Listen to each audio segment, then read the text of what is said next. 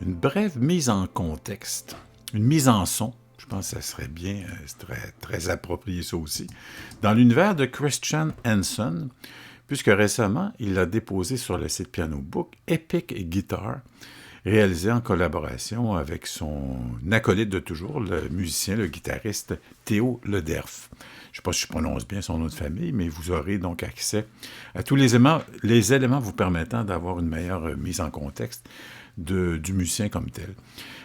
C'est une bien drôle de situation, une bien drôle de proposition qui s'applique ici, puisque le compositeur a utilisé l'environnement de RStudio à Londres, un immense studio qui réussit à capter, c'est là qu'ont été faits la plupart des enregistrements des instruments virtuels de la maison Spitfire Audio.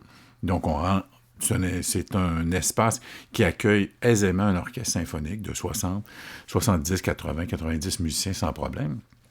Donc, c'est assez large, un assez bon espace. Et il s'est retrouvé là seul, donc ayant déjà réservé l'espace pour un projet de composition. Donc, l'espace étant libre, le projet est annulé. Donc, l'espace étant déjà réservé, il s'est dit, pourquoi pas inviter un ami en studio et profiter de l'espace comme caisse de résonance. Pourquoi pas?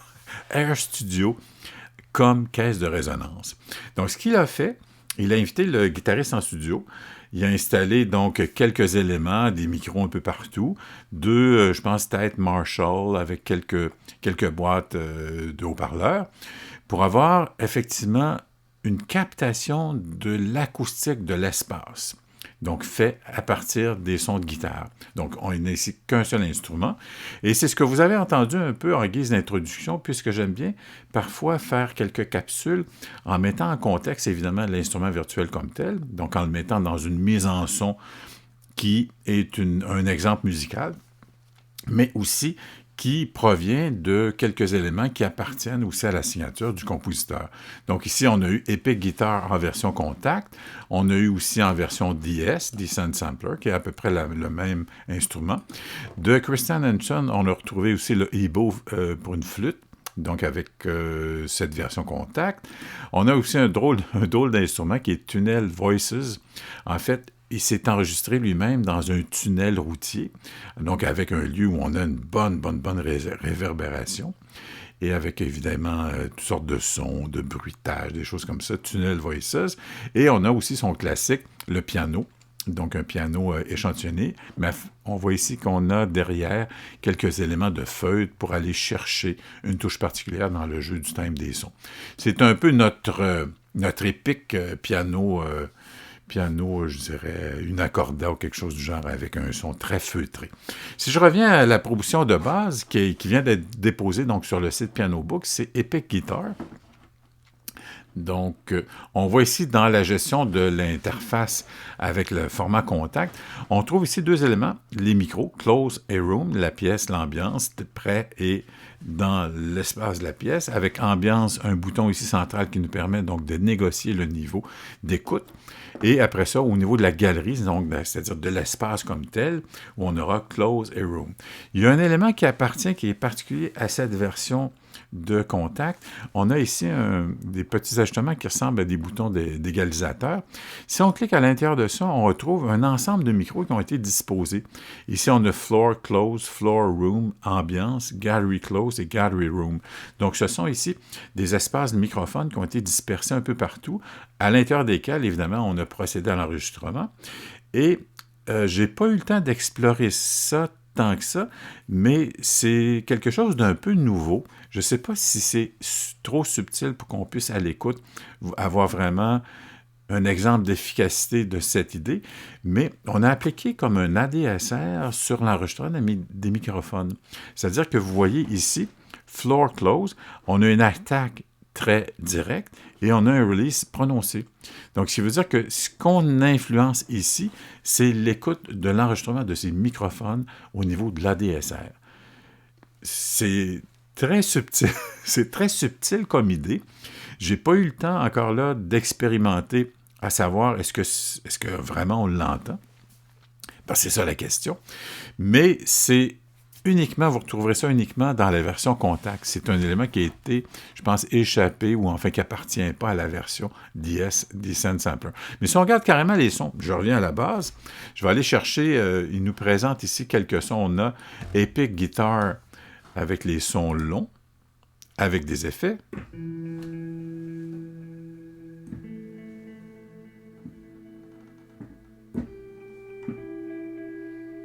Là, c'est un très beau... la guitare, le son, la captation est magnifique. Donc ici, c'est ce qu'on appelle le long avec des effets, donc des effets d'écho. On a long FX, no FX, c'est-à-dire le prochain sans effet, voilà.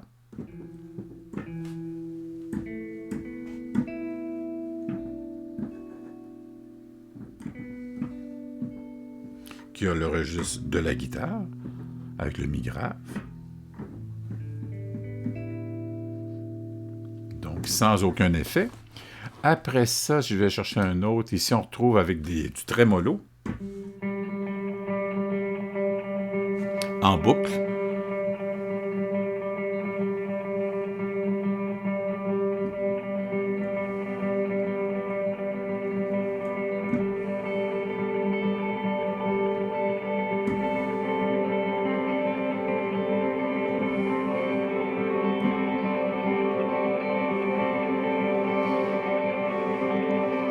C'est vraiment on voit, quand tu regardes l'ambiance, t'écoutes, c'est vraiment...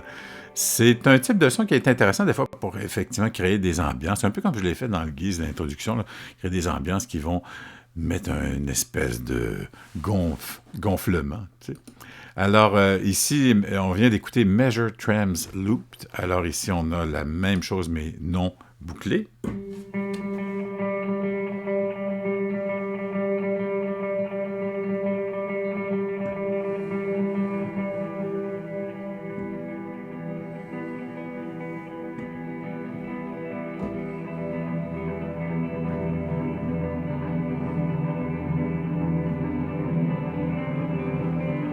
Mais encore une fois, la qualité d'échantillon est vraiment remarquable. Je vais aller aussi au prochain, le palm mute, c'est-à-dire les sons étouffés avec la paume de la main. La main droite, si vous êtes évidemment droitier.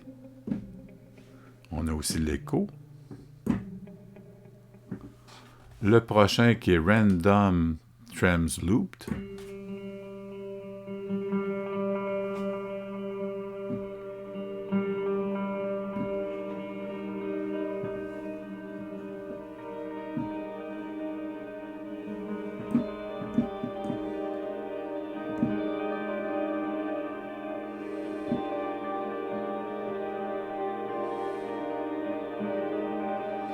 Je cherchais tantôt le terme pour bien exprimer un peu artistiquement ce qu'on entend là. C'est comme un son nuagique. Moi, ouais, effectivement, je dirais ça comme ça. Un son nuagique, c'est-à-dire qui est suspensif dans l'espace, comme ça, qui maintient.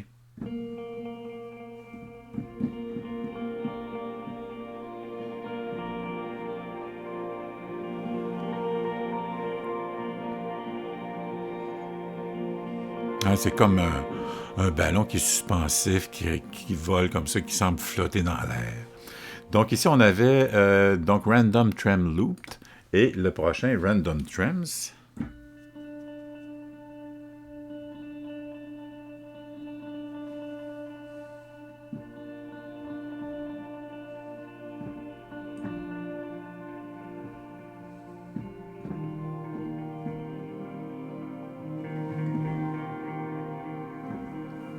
Et pour terminer la sélection avec staccato sans effet.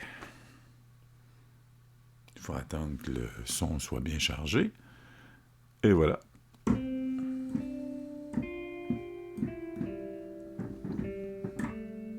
Son un peu plus sec, si on veut.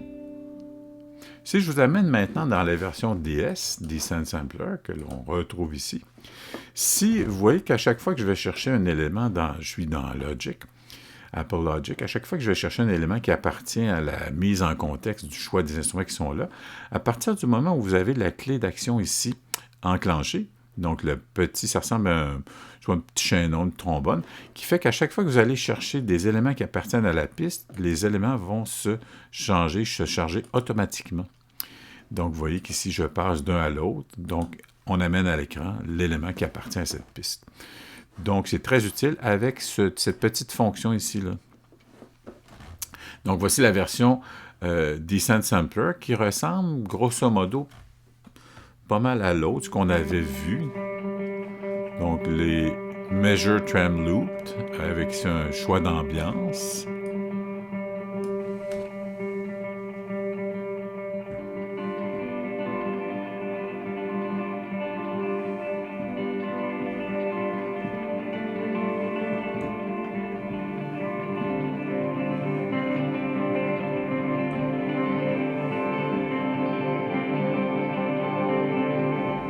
Ça donne une belle présence. Et ici, avec Descent Sampler, soit que vous pouvez retourner à l'intérieur de ça, donc dans Browse, et choisir les instruments, ou encore là avec les fléchettes, quand c'est possible, quand le compositeur les a mis ou qu'on les a bien installés au bon endroit, avec les fléchettes, c'est possible ici de négocier d'un vers l'autre. On retrouve à peu près les mêmes sons. Ici, on a Palm Mute, donc sourdine avec la main droite. Donc, c'est à peu près la même chose, Random Trams Looped.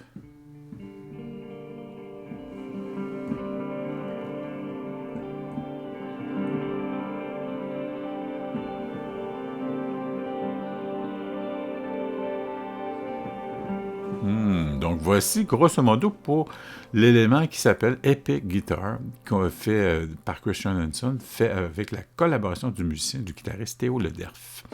Et je vous disais, tiens, je vous avais amené les autres, juste simplement pour les faire jouer. J'avais aussi de Christian Hanson en version contact, le EBO Less Instrumental, qui est fait à partir d'un son de flûte. Ça donne ça.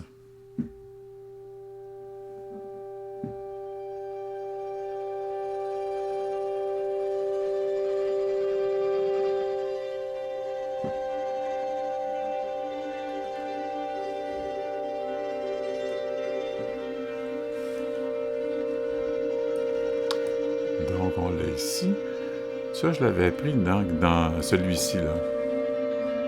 On voit EBO Less Fundamental. Voilà. Après ça, l'autre que je vous parlais, c'est Tunnel Voices, où à l'intérieur du tunnel, on l'entend ici. Je vais le mettre dans un registre quand même plus près de la voix.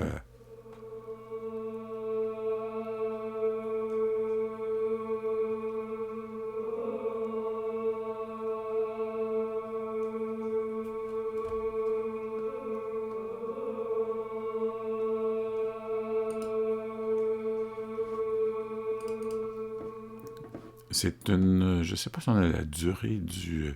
Ouais, 6 minutes 54 secondes quand même. Voici l'original.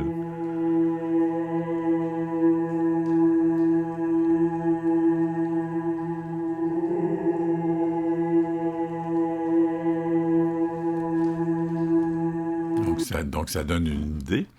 Et après ça, le dernier que j'ai pris, c'est Flannel Piano, donc un piano avec des jeux de feutrine placés pour donner un côté plus intimiste du piano. Qui, effectivement, est très, très efficace.